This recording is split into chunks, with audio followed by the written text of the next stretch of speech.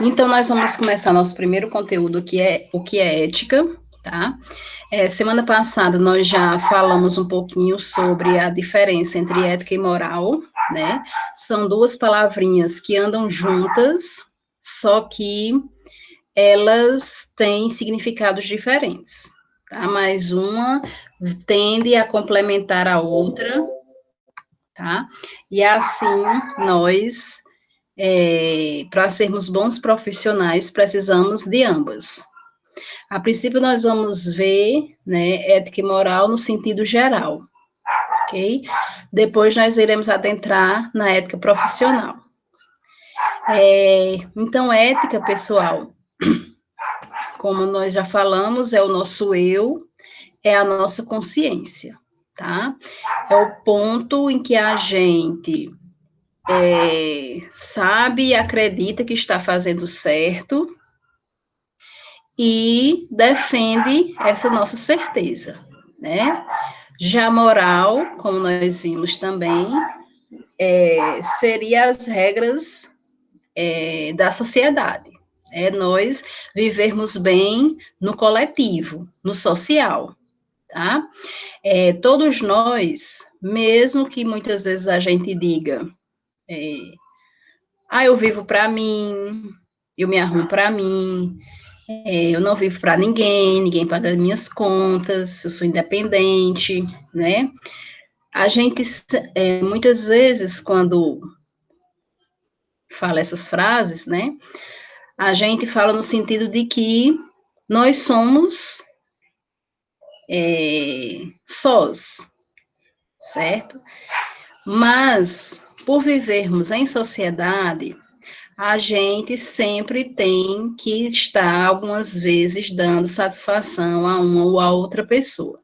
Seja o nosso ambiente de trabalho, seja quando nós somos abordados por um policial federal no trânsito, seja quando nós somos questionados pelos nossos pais, pelos nossos professores, tá?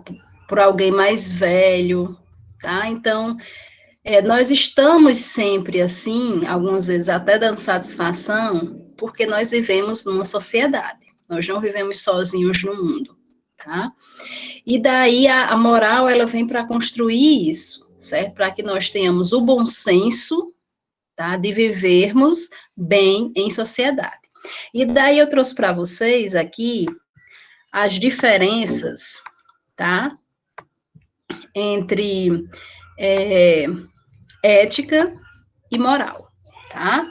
Então, ética é uma disciplina filosófica, um pensamento crítico, tá? Nós precisamos refletir em cima das nossas ações para que a gente venha a trabalhar, né, sempre, a nos portarmos sempre de forma ética. Quando a gente fala que temos um pensamento crítico, nós somos profissionais críticos, reflexivos, nós somos profissionais críticos, reflexivos, e precisamos, né, pensarmos no que a gente faz, nas nossas ações, nas nossas atitudes.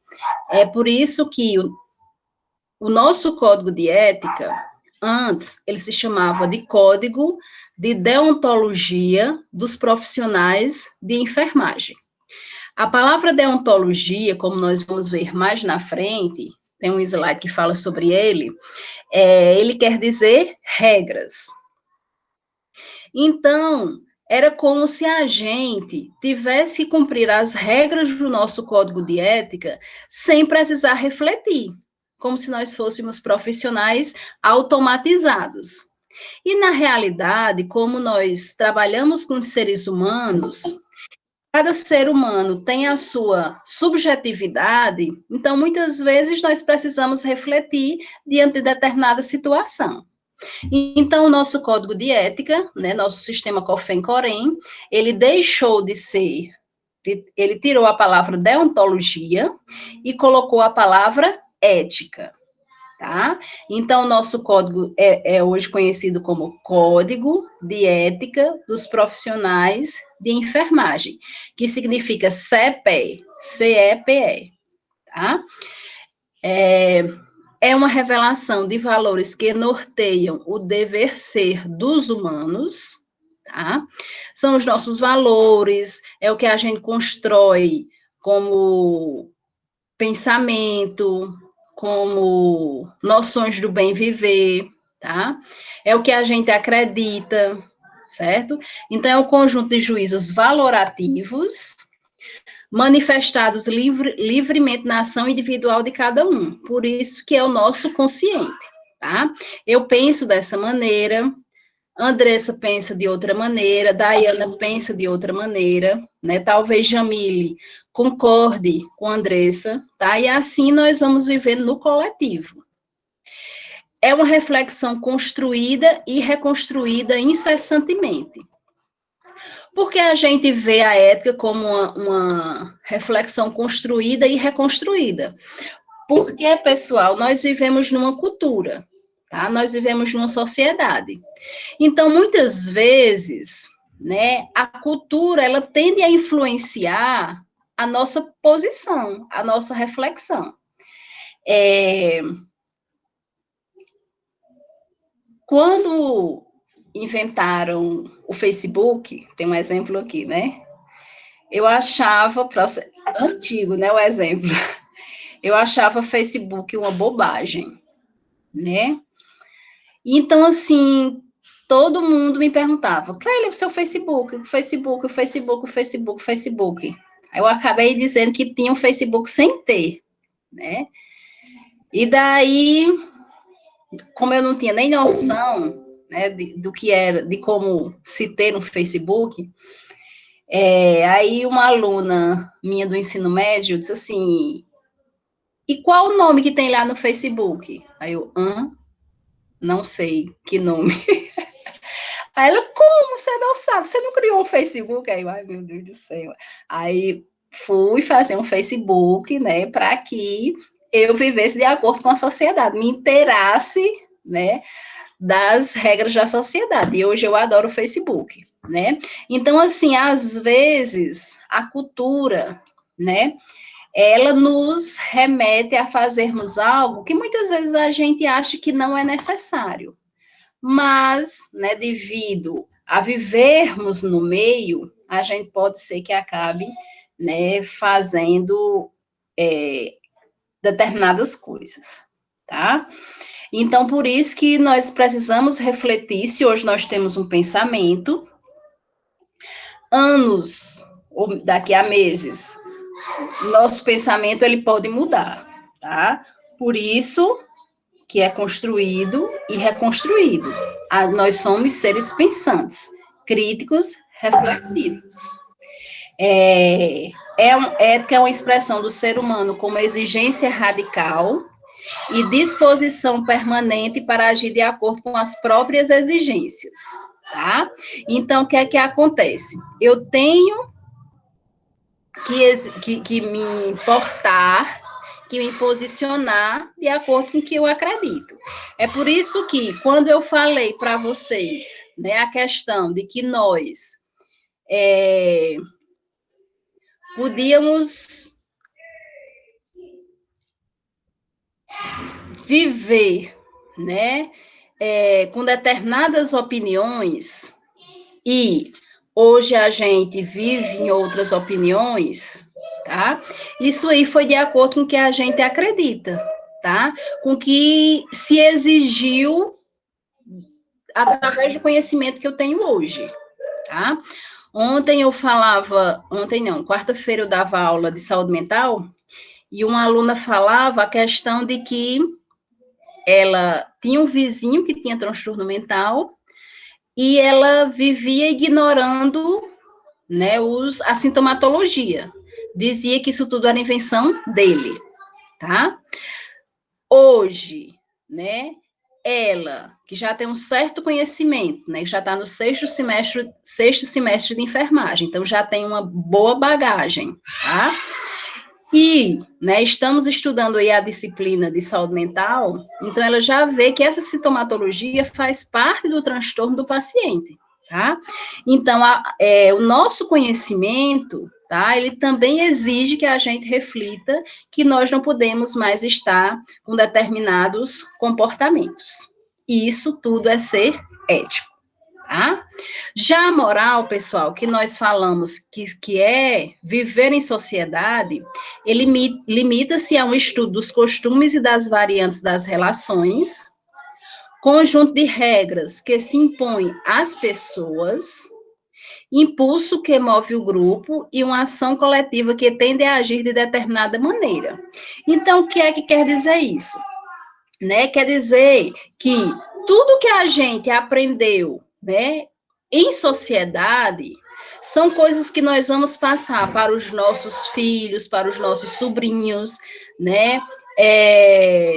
São ensinamentos que a gente vai levar por toda a nossa vida e acreditar que são ensinamentos corretos, tá? Então, é um comportamento automatizado, tá? A moral, ela é automatizada, por quê? Porque a gente não questiona, tá? Muitas vezes a gente não questiona, por que é que isso é errado? Nós já estamos adaptados, né? Nossa mente já está adaptada a saber que essa atitude está errada, ok? Receio de reprovação social, né? Como talvez, né, essa minha atitude de ter um Facebook, é porque eu já estava tão, né, sendo tão interrogada por ter um Facebook, que eu já nem aguentava mais, e acabei dizendo que tinha sem ter, certo? Cumprimento sem questionamento e consolidação de práticas e costumes, ok? Então, assim como a ética, né, a moral são valores e costumes que nós temos. Só que esses valores e costumes que nós temos é de viver em sociedade. Já na ética, os valores e costumes que nós temos, tá? Nós realizamos sempre através de reflexões, porque é a nossa mente, o nosso consciente. Tudo bem com relação a essa diferenciação? Algum questionamento, pessoal? Fiquem à vontade, tá? E daí, nós vamos falar um pouquinho sobre os grandes pensadores e filósofos, tá? Que trabalham essa questão de ética e moral, tá? Nós vamos trabalhar sobre Aristóteles e iremos trabalhar sobre Kant. Aristóteles, pessoal, ele é um pensador, ele foi um pensador que ele trabalhou a questão da ética, tá? E em cima da ética, ele acreditava que nós precisávamos desenvolver nossas virtudes. O que seriam nossas virtudes? O nosso caráter. Tá? Algumas dessas virtudes nós já temos há muito tempo. Tá? Nós temos pela construção da nossa personalidade, do nosso caráter, dos nossos valores, como, por exemplo, a questão da honestidade. Não é porque eu sou enfermeira hoje que eu sou honesta, e antes eu não era, tá? Isso aí vem dos meus valores, vem do que eu aprendi na minha casa, né? Questão da honestidade.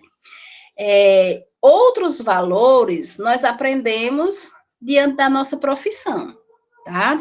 Como, por exemplo, a importância do sigilo profissional. Eu sei essa importância hoje, porque eu sei o quanto o sigilo profissional é importante para minha profissão, tá? Então, essa virtude eu aprendi devido à minha profissão, tá certo? Aristóteles, né, ele afirma 3 princípios da vida moral, né, que é trabalhada aí dentro da ética. Ele diz que, por natureza, todos nós aspiramos o bem e a felicidade. Isso é uma conduta virtuosa, tá? E isso é lógico. Quem de nós quer ser infelizes? Nenhum de nós, né? Quem de nós não quer o bem e a felicidade nossa e daquelas pessoas que nós gostamos? Todos nós, certo? Ele diz que a virtude é uma força interior do caráter, que consiste na consciência do bem e na conduta definida pela vontade, guiada pela razão. E o controle dos instintos e dos impulsos irracionais descontrolados que existem na natureza do ser humano, tá? Então, em cima dessas virtudes, nós precisamos controlar os nossos instintos e os nossos impulsos irracionais. Aí nos remete à questão, aquelas 3 palavrinhas que nós já falamos sobre ela, que foram a formação da personalidade de Freud, que é o id, o ego e o superego, tá? Então, nós temos os 3 e precisamos viver em equilíbrio, tá? Para que a gente possa desenvolver a nossa ética, tá? As nossas virtudes. E a conduta moral é aquela na qual a gente sabe o que está e o que não está em seu poder realizar, referindo-se, portanto, ao que é possível e desejável a um ser humano. Aqui, com relação à nossa conduta ética, que Aristóteles fala, é a questão do nosso código de ética. O nosso código de ética não é para que a gente esteja decorando todos os artigos, tá? É para que a gente se familiarize com ele e quando a gente passar por alguma situação, nós teremos ele, né, como livrinho de bolso aí, que agora já tem até uns bem adaptados, pequenininhos, certo? E que a gente busque orientações nele, tá? Nós precisamos ter a noção, sim, do que o nosso código de ética diz. Por quê? Porque existe uma das infrações, que nós vamos aprender mais na frente, que se chama infração disciplinar. A infração disciplinar é quando eu digo que eu não sei o que o meu código de ética orienta, que o meu código de ética não me proibia disso, tá? Que o meu código de ética me orientava sobre isso. Se, com relação a uma infração que eu cometi, e eu venha a dizer isso, eu cometo outra infração, que é a infração disciplinar, tá certo? Então, nós temos que ter essa familiaridade dentro do nosso código de ética. Isso casa aí com a conduta ética de Aristóteles, quando ele diz que nós temos que ter a noção do que fazer e do que não fazer. Aristóteles, ele também nos traz a questão do saber teórico e do saber prático, tá?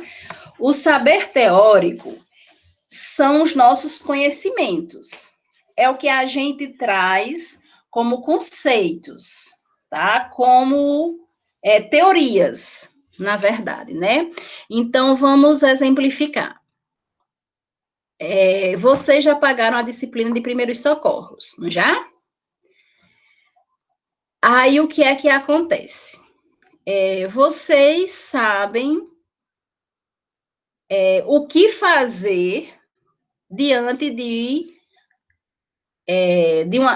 um acidente automobilístico, tá? Então, você estava passando na estrada, ocorreu um acidente automobilístico, você, como profissional enfermeiro, vai lá prestar sua assistência, tá?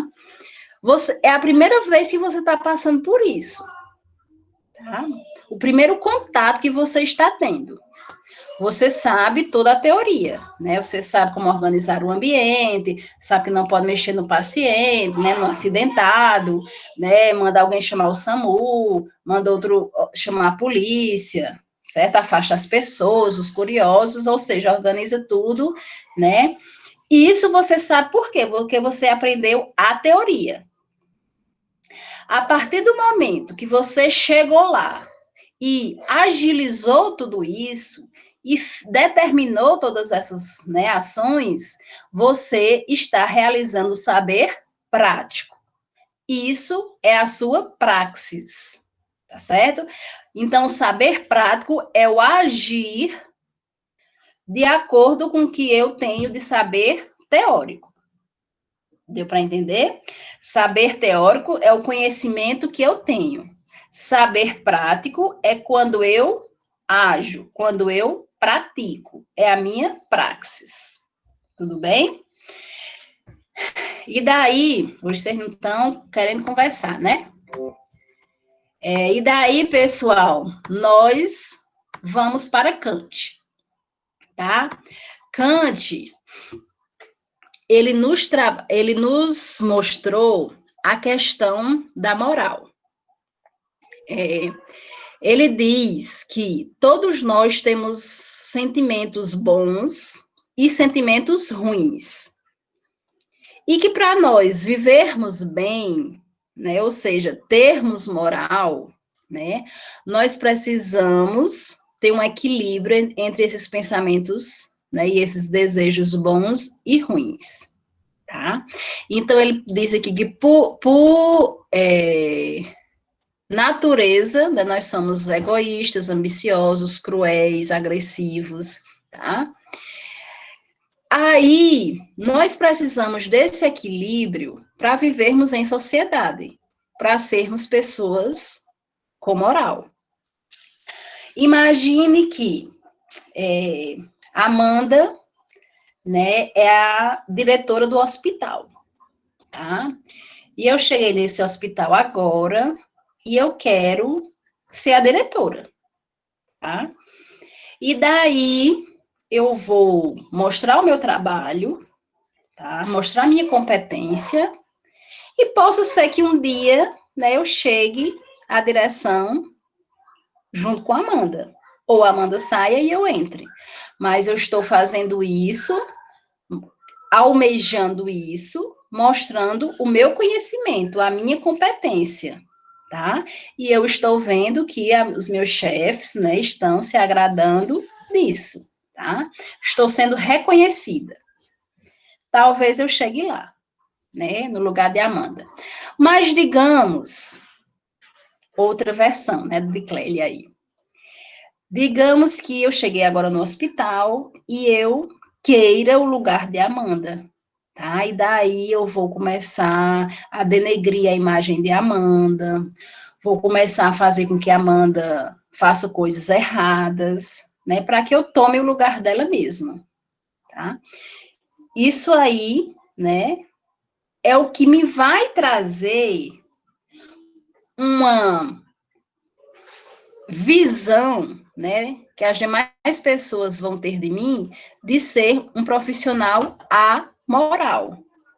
Por quê? Porque para chegar onde a Amanda está, eu precisei denegrir a imagem dela, certo? Então, a minha ambição foi tanta que eu fui uma pessoa má, tá?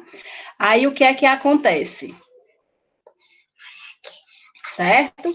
Se eu for, né, uma pessoa que só mostra o meu conhecimento, certo? Não tem essa ambição maldosa, né? Porque nós podemos ser ambiciosos, desde que a gente não precise passar por cima de outra pessoa, tá? Todos nós podemos ser ambiciosos, né? E com isso mostrar nossa competência, mostrar o nosso serviço e ser vista por isso. Isso é uma ambição de todos nós, tá? Mas não passando por cima do nosso colega. Isso aí, né, nos traz essa postura, né, de uma péssima profissional, ok? Então, para Kant, nós temos que ter esse equilíbrio aí, com relação aos nosso emocional, nossos desejos, nossos pensamentos, tá? Para que nós sejamos pessoas com morais, tá? Com moral, e possamos viver em sociedade. Aí, né, vem a palavrinha deontologia, que nós já falamos sobre deontologia, né, que é o dever absoluto e universal, né, que são as regras da sociedade, ou que são as regras da profissão, tá, e que nós precisamos viver de acordo com essas regras sem refletir, tá. Ainda bem que o nosso, né, sistema COFEM-COREM tirou a deontologia aí e colocou a palavra ética. E daí, com relação à ética, pessoal, profissional, nós temos como conceito o conjunto de normas de conduta que deverão ser postas em prática no exercício de qualquer profissão.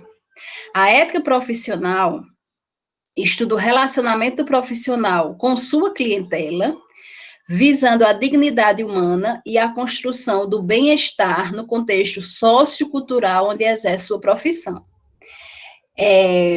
Todas as profissões, ela tem um código de ética, tá?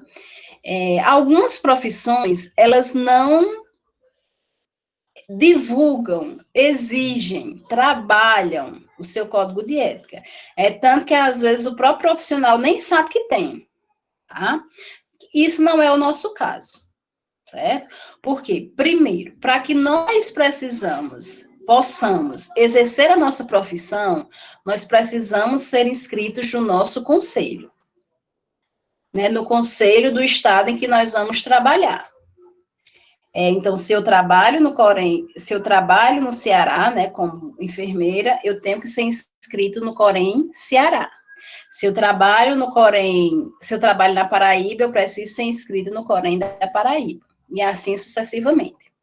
Então, assim que eu me inscrevo no conselho, no Corém, tá, eu já recebo noções de que existe um código de ética, certo? E que esse código de ética, ele tem que ser respeitado, tá bom? É por isso que na academia, vocês têm a disciplina, tá? E vocês irão ser cobrados, irão ver, né? Quando vocês tiverem os estágios de vocês, tá? E vão estar lembrando, vão recorrer ao código de vocês, né? Ao nosso código, tá? Sobre coisas que nós devemos fazer e coisas que nós somos proibidos de fazer, ok? Por isso que a gente tenta se familiarizar bem nesse nosso código de ética.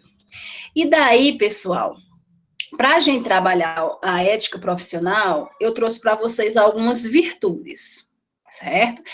Então, nós vamos tentar falar algumas dessas virtudes, né? Vamos ver que algumas já fazem parte de nós, né? Vocês vão fazendo aí uma autorreflexão sobre vocês mesmos com relação a essas virtudes, né? Vendo as que vocês têm e as que vocês, né, precisam desenvolver aí na vida profissional, tá? Se alguém, durante as virtudes, quiser falar algo, então nós vamos lá.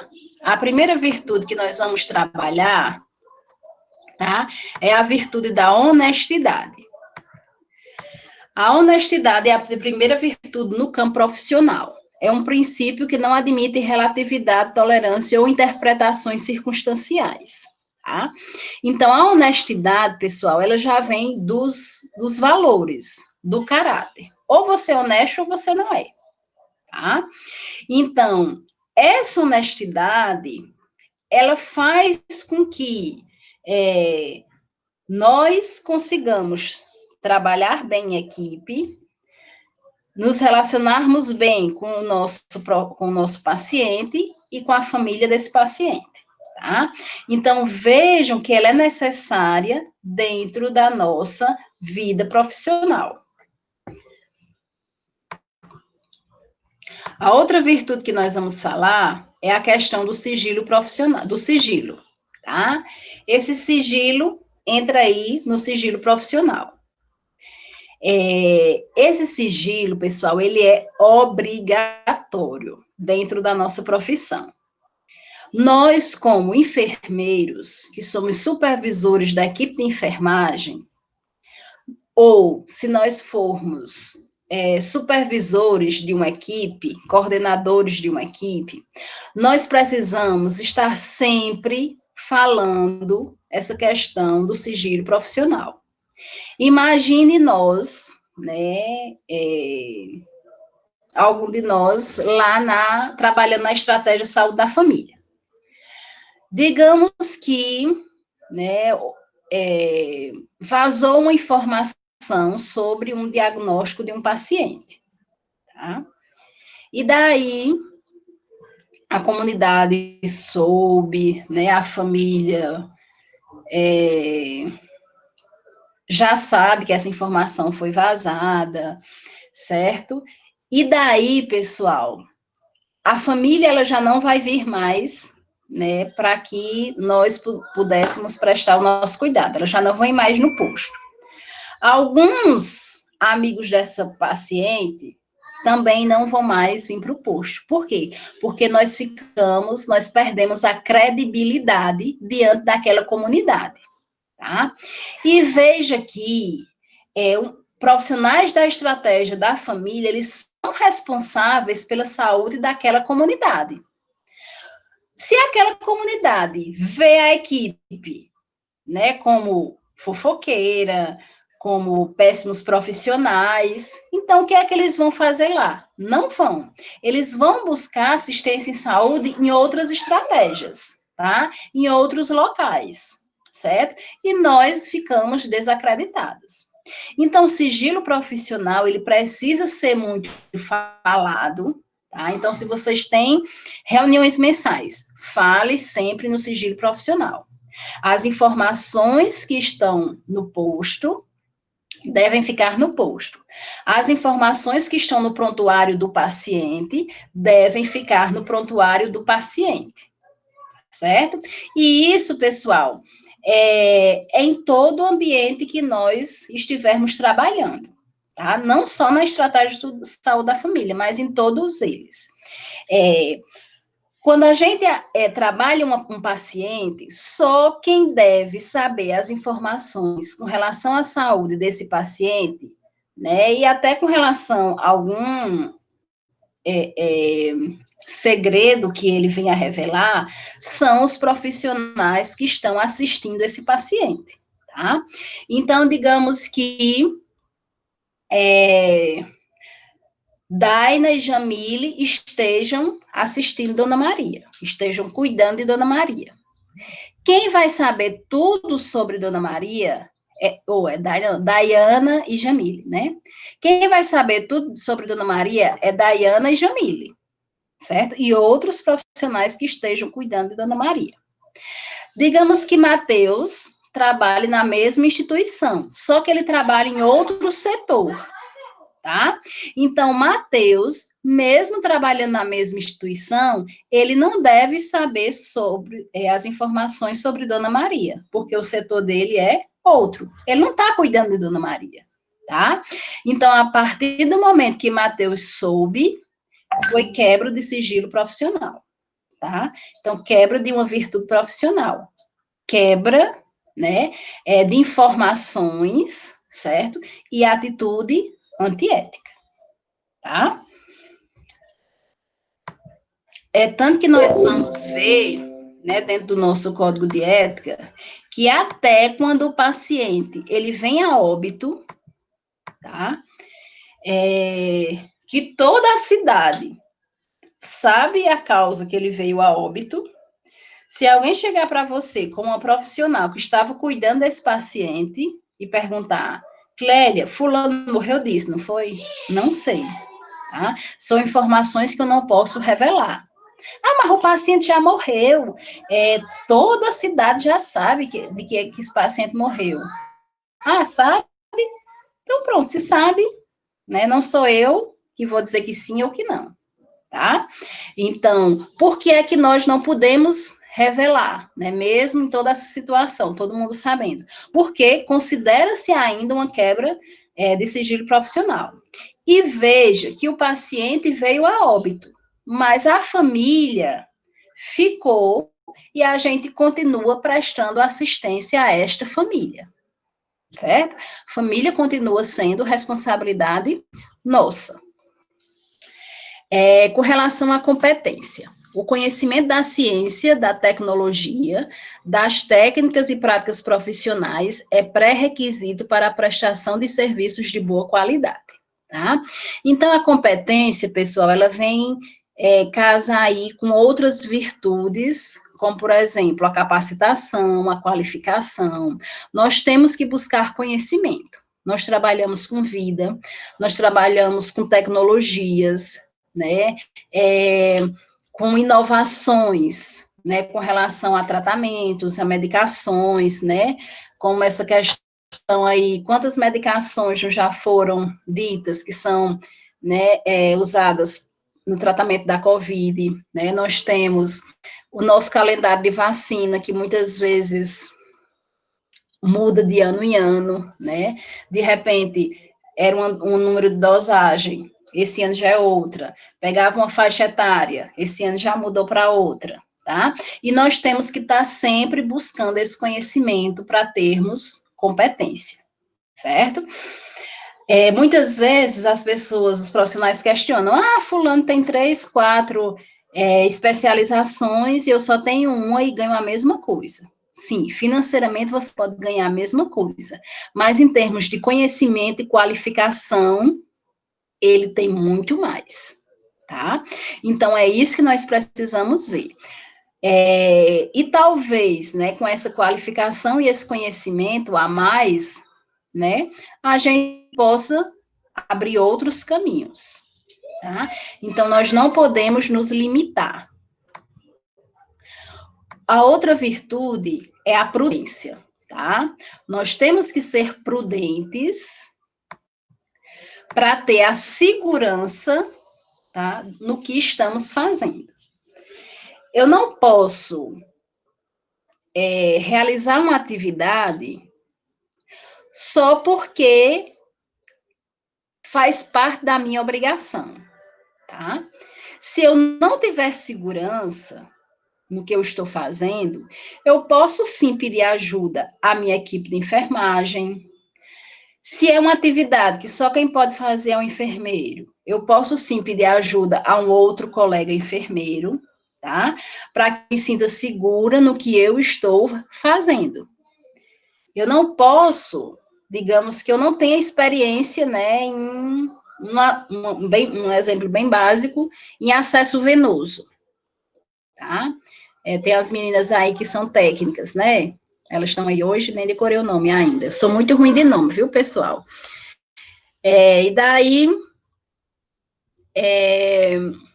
né, digamos que a Amanda já trabalha muito tempo no hospital e eu estou chegando, mesmo, né, eu sendo a supervisora de Amanda, mas eu não tenho a habilidade nem né, acesso venoso. Aí, só porque eu não quero pedir ajuda à Amanda, tá? Porque eu que sou a supervisora de Amanda, eu vou estar tentando e furando o paciente 20 vezes, tá? Não, eu tenho que ter a segurança nisso, tá?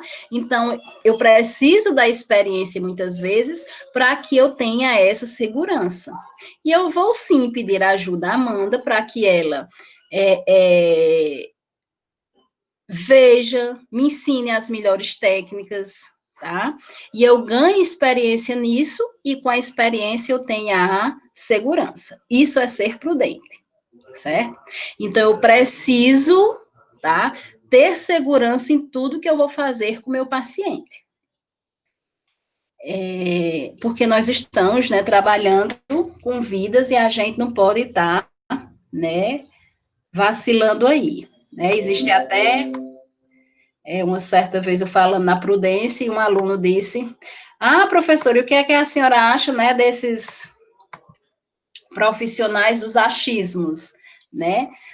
Isso remete a uma coisa que nós iremos falar muito quando nós estivermos trabalhando a resolução 311 e a 564, a questão da ilegibilidade na receita, né, na prescrição medicamentosa. Por muitas vezes, né, a gente pega uma receita que nem quem escreveu sabe o que é, né? Aí um profissional vai administrar a medicação. Não, eu já sou acostumada a trabalhar com ele. Esse A é de amoxicilina e vamos administrar a amoxicilina, né? Aí, de repente, o A era de outra coisa e o paciente fez uso de amoxicilina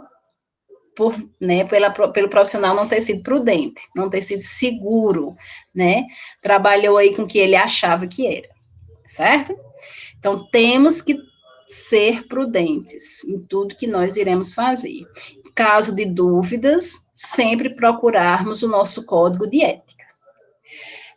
A coragem, né? A coragem nos ajuda a reagir a críticas quando injustas, tá? E a termos consciência do nosso dever, tá?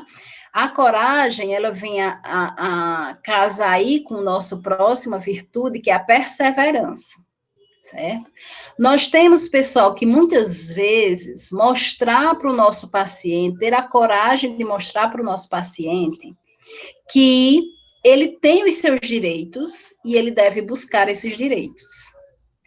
Nós, apesar de termos muitos pacientes orientados com relação aos seus direitos, nós também temos muitos que não sabem, né, desses seus direitos. Nós precisamos ter a coragem de orientá-los, né, de buscar o que precisa para o tratamento desse paciente. Nós precisamos trabalhar em cima das iniquidades. Tá? O que são as iniquidades? São as injustiças desnecessárias, que muitas vezes a gente vê e a gente se cala sobre elas, tá? Quando nós observamos que dentro da nossa equipe, a recepcionista fica guardando vagas para os vizinhos dela, nós temos que ter essa coragem de dizer a ela que não faça isso, tá? Quando na nossa equipe de enfermagem nós vemos profissionais que estão levando medicação para casa, nós temos que ter coragem de dizer a ele que não faça isso, certo? Por quê? Porque isso é uma coisa do interesse comum, tá? E isso vai servir para todos nós, tá? Essa medicação vai servir para todos nós. A vaga que a recepcionista está guardando vai servir para todos nós, tá? Então, muitas vezes, nós temos que ter coragem e pensar que podia ser nós que estivéssemos lá, né? Esperando uma vaga, desde as 3 horas da manhã, chegou minha vez, não tem mais vaga, tá? Porque as fichas acabaram, mas a recepcionista guardou 3 para o vizinho, certo?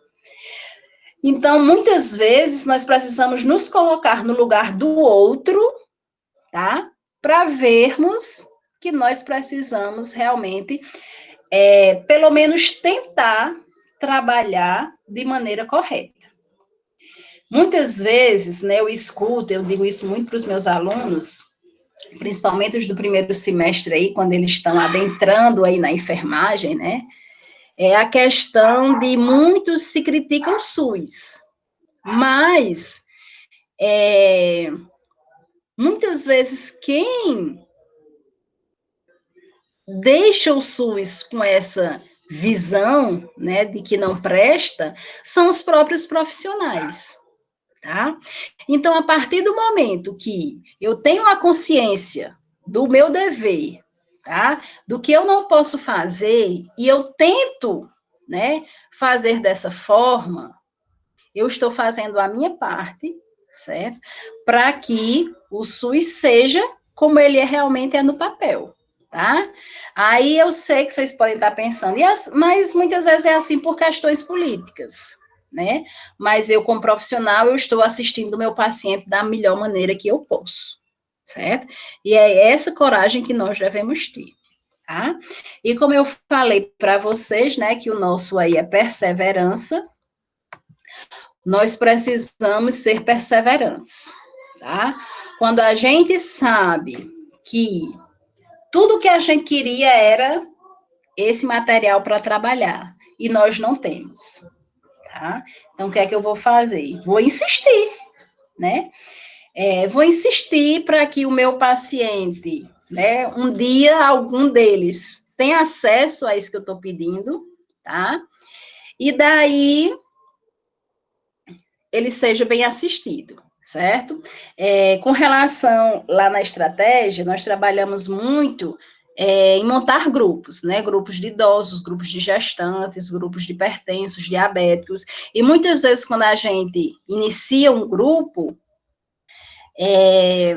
nós não temos o público que a gente quer, né? Que a gente almejou, que a gente programou, né? Às vezes vem um, vem dois, tem dia que não vem nenhum, aí a gente muda a estratégia, tem dia que vem 5, tá? Mas precisamos ser perseverantes, certo?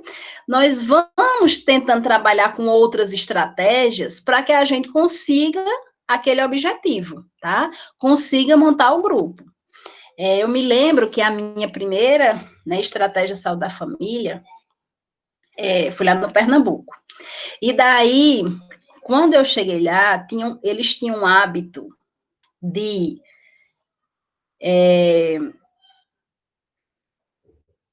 madrugar em frente ao posto, no dia que eles sabiam que ia chegar os anticoncepcionais, né? Então, as mulheres madrugavam lá no posto de saúde, porque sempre vinha poucas quantidades, tá? E daí, elas ficavam até querendo que eu dividisse a cartela, né? O que é que eu vou fazer em dividir uma cartela de anticoncepcional? Para que isso é um crime, né? E daí, eu vi que o planejamento familiar lá não acontecia. Tá? Era uma distribuição de anticoncepcionais. E daí eu quis fazer com que o planejamento familiar acontecesse.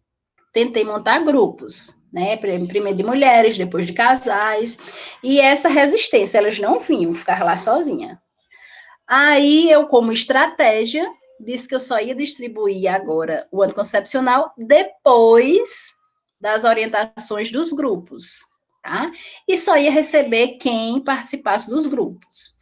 Menino, foi uma festa de gente, tá? E daí eles foram se habituando, eu ia levando outros profissionais, eles iriam sendo orientados, né, por outras coisas, e daí eu consegui montar o grupo de planejamento familiar e consegui inserir, né, o planejamento familiar naquela estratégia, certo? Porque antes não se tinha. Tá? Era só entrega de anticoncepcional. As orientações, N mulheres que usavam errado, né? Por isso que tanto que elas queriam até que dividisse a cartela, né? Deus sabe como é que elas tomavam. E daí nós tivemos que perseverar para conquistar, né? Esse grupo de planejamento familiar, tá? Outra virtude que nós temos aí é a compreensão, tá? Nós temos que ter compreensão com relação aos nossos colegas, com relação os nossos pacientes, nós temos que... nem passei, não foi? Nós temos que trabalhar essa questão de entender o lado do outro, tá? De nos aproximarmos do nosso paciente, de dialogar, de saber, né, o que é que ele sente hoje, que problemas ele tem além do biológico que está sendo tratado, tá? Então, esse diálogo, essa conversa é fundamental para a nossa profissão, ok? Estamos quase terminando, tá, pessoal? Aí nós temos aí a humildade, tá? Ser humilde, né? Vem casar com aquele exemplo que eu dei aí, né? Se eu tenho da minha equipe um profissional, né, um técnico ou um auxiliar que tem a experiência e eu estou chegando agora e não tenho, tá? Mesmo eu sendo a supervisora, eu posso pedir para que elas me ajudem e depois eu ganhe essa experiência, né? Isso é trabalho em equipe. E como nós trabalhamos em equipe, nós precisamos aprender a trabalhar em equipe, certo? E isso, pessoal, tem que vir desde a academia, tá? Muitas vezes vocês montam aí grupos de seminários, né, onde é um grupinho de 6, aí a gente propõe um grupo de 4 pessoas para o seminário, e só falta matar o professor, porque separou as 6, né? Mas trabalhar em equipe é dar abertura a outras pessoas, tá? Aí nós temos aí a virtude da imparcialidade. O que seria essa virtude? Tá? É a gente nos impor, nós nos impormos com relação a situações, tá? Então, por exemplo, eu sou muito amiga de Matheus, amicíssima, e trabalhamos junto no mesmo local. Mas lá, no local em que nós trabalhamos, tá? Matheus é o meu chefe, certo? E daí o que é que acontece? Eu fiz uma coisa errada. Aí Matheus vai deixar para lá só porque nós somos amigos? Não, né? Ele vai chamar minha atenção, certo? Por quê? Porque ele tem que ter a virtude da imparcialidade. A amizade é fora, tá? Não pode atrapalhar aí no campo profissional. E daí, pessoal, nós temos o otimismo, certo? Precisamos ser otimistas para sermos perseverantes, tá? Para acreditar, né, que o SUS um dia vai dar certo, né? Nós defendemos muito o SUS, certo? Porque muitas vezes a gente tenta ver o que está errado, né? Mas a gente não vê o que está certo.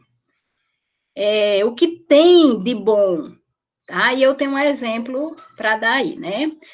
Como você já sabe, eu tenho 3 rapazinhos. E daí, né, os meus 2 primeiros foram partos cesarianos, por escolha minha, né? Porque eu morria de medo de um parto normal. Não diga isso a ninguém, tá? Mas tudo bem, passou. E os 2 foram particulares. O terceiro foi prematuro, e daí, né, eu tive que ir para uma UTI do SUS, porque meus pais são da Paraíba, eu ia ganhar sempre lá na cidade dos meus pais, e lá na cidade dos meus pais não tem UTI. E eu já estava em trabalho de parto, e só dava tempo para chegar nessa cidade, né, que era em Patos, na Paraíba. E lá, uma maternidade de referência pelo SUS, né? E, pessoal,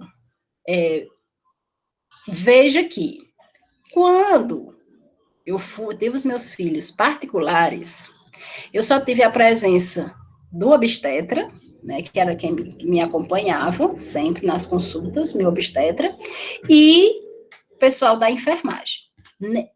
Nenhum outro profissional, né? Só a equipe de enfermagem e o meu obstetra. Lá no SUS, eu tive o obstetra, a equipe de enfermagem, o nutricionista, o psicólogo, o assistente social, pelo SUS, tá? E fui muito bem tratada, né? Apesar de certas coisinhas que estavam lá, mas fui muito bem tratada. E tive todos esses profissionais disponíveis para mim diariamente. Todos os dias eles iam me visitar, tá? Saber como eu estava, certo? Então, veja pelo SUS, tá vendo? Por que é que eu vou falar mal se eu fui bem atendida quando eu precisei? Tá? Aí eu retomo a questão aí de que muitas vezes são os profissionais, tá? Quantas vezes a gente não paga uma consulta aí de R$ 400 e espera o médico 1 hora e meia, tá? E pelo SUS, muitas vezes a gente nem espera, mas fala que o médico demorou 10 minutos, certo? E daí, pessoal, nós temos como última virtude a atitude, tá certo? Essa é a nossa última virtude profissional, que ela vai trabalhar, né, a questão de nós termos atitude no que nós iremos fazer. Termos atitude diante do nosso trabalho, mesmo quando muitas vezes nós somos barrados, tá? Nós precisamos dessa atitude para dizer que nós vamos fazer isso, tá? Nós queremos fazer isso, certo? A gente não pode só esperar, né? Para que muitas vezes nós sejamos profissionais conhecidos e qualificados, nós temos que inovar, nós temos que ter atitude, né? E uma palavrinha que vem criando, que vem sendo uma palavrinha que vem sendo muito falada é a questão da proatividade, tá? A proatividade, ela entra no profissional com atitude aí, certo? E daí nós encerramos, tá? Alguma dúvida? Algo para falar? Se não, mais tarde eu estou mandando uma atividade para vocês, tá certo? Estou terminando ela. E agradeço, né, pela presença de vocês, e um cheiro, e até mais, né? Sexta-feira, acho que a gente se encontra novamente aí. Certo, pessoal? Beijos.